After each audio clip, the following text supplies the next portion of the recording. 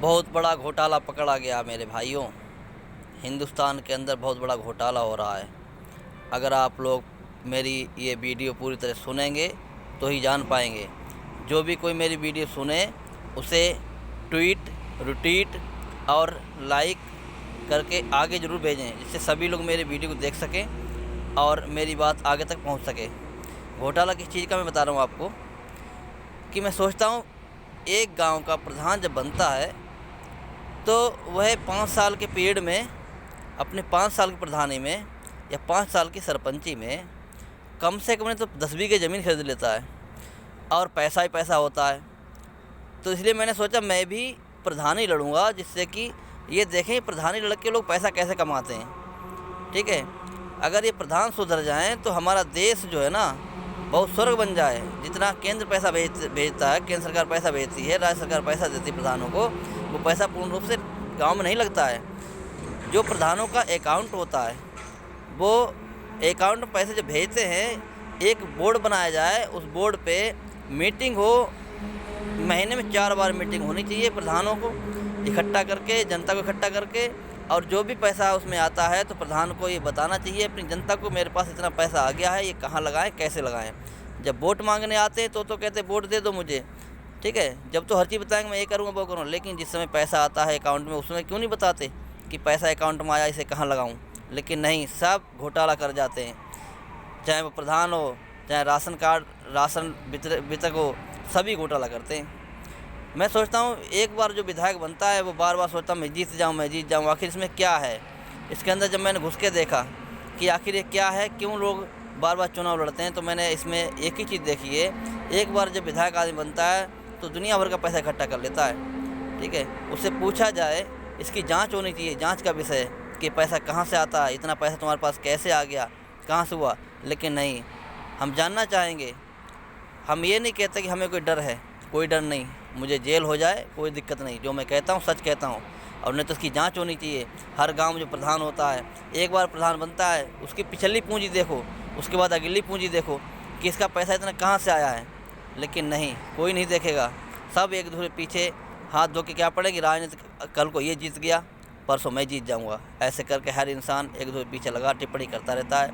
लेकिन जनता दर दर मारी मारी घूमती रहती है, भूखी मरती है, लेकिन किसी ने इस पर चर्चा नहीं की होगी।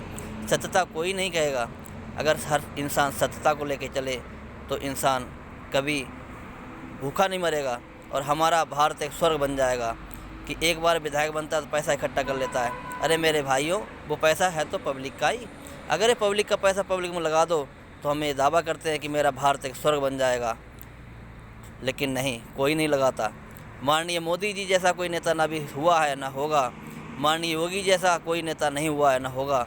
क्योंकि ये लोग ना तो कोई बच्चे हैं ना कुछ है, सबको एक आंख से ही देखते हैं। लेकिन और पार्टियां हैं, मैं सोचता हूं कि उन पे पैसा नहीं, 1000 करोड़ की संपत्ति बनाए बैठे। इनसे पूछा जाए तुमने कौन सा हल जोता था जो अनाज पैदा किया है।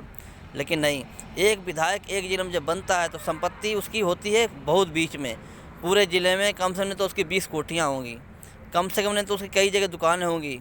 ठीक है, ये गलत है, इसकी जांच का विषय है। प्रधान बनता है, उसका खाता जो होता है, उसमें जो पैसा आता है वो आम जनता के सामने ओपन होना चाहिए। कितना पैसा आया, ये कहाँ लगना चाहिए, ये प्रावधान होना चाहिए।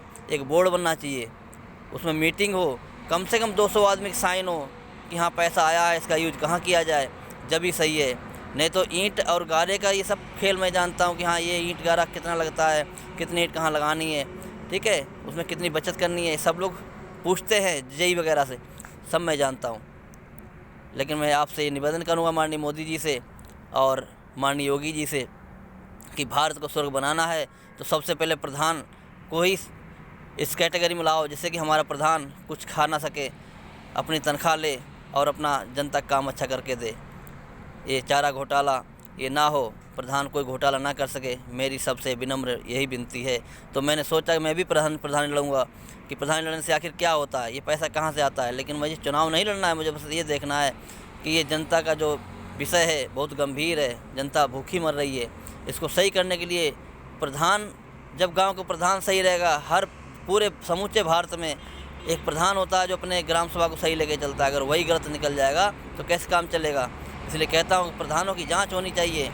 और जब खाते में पैसे आते हैं ये जनता को बताना चाहिए कि मेरे पास इतने पैसे हैं, 200 आदमी के साइन हो और ये पैसा कहाँ लगाना है, जब ये सही प्रधानी मानी जाती है। ये कोई नहीं करता है, ये करना चाहिए, ये अलाउड होना चाहिए। इस पर एक कानून बनना चाहिए कि ब्लैक बोर्ड पे हर इंसान, हर प्रधान जो भी जीता हुआ प्रधान है वो अपने ब्लैक बोर्ड पे लिख के देगा, 200 के साइन होंगे और 1 महीने में 4 मीटिंग होंगी। पूरे गांव सबको इकट्ठा करें, जैसे वोट मांगते हैं सबको इकट्ठा करते, चलो भाई मुझे वोट दो, चल के सब इकट्ठे हो जाते हैं। लेकिन वैसे ही सबको इकट्ठा करके ये कहें मेरे भाई इतना खाते में पैसा आया है, इसे कहाँ यूज करें बताइए, कौन गरीब है, किसके मकान बनने हैं, किसके नाली बननी है, ये सब होना चाहिए। मैं माननीय मोदी जी से ये निवेदन करता हूँ, माननीय योगी जी से और सभी राज्यों के सभी मुख्यमंत्रियों से ये कहता हूँ कि आप लोग प्रधानों को सही करो, प्रधानों को अनुमति दो, एक कानून बनाओ जिससे कि हर इंसान के खाते में जो पैसा जाता है उसे ओपन करके दिखाएं कि पैसा कहाँ लगाना है। लेकिन कोई ओपन नहीं करता, उसे बस खाए चले जाते।